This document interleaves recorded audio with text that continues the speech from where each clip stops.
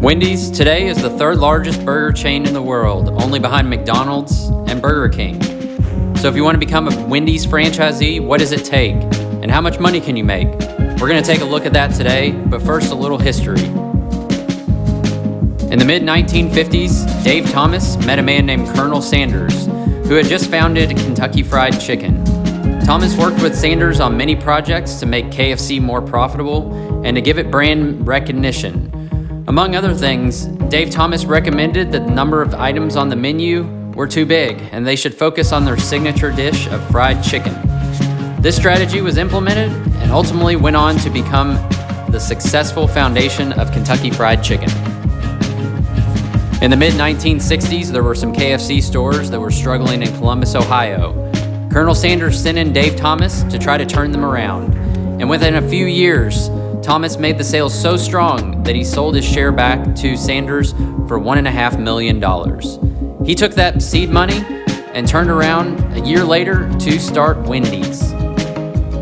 The first Wendy's opened on November 15th of 1969. Dave Thomas opened his very first restaurant with those famous square burgers made from fresh beef and also served up the iconic frosty desserts.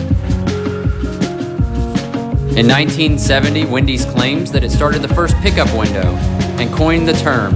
The invention was so revolutionary that they had to train customers on how to talk through the speaker to place an order. And then 2 years later, and only 3 years after starting out, Wendy's began to franchise. Today, Wendy's is the third largest burger chain in the United States, behind only McDonald's and Burger King, with nearly 6,000 locations in the United States. So what does it take to become one of these Wendy's franchisees? To begin with, Wendy's is going to look at your financial situation, and they're going to want to make sure that you have a pretty high net worth in the amount of $5 million, $2 million of which needs to be in liquid assets like cash.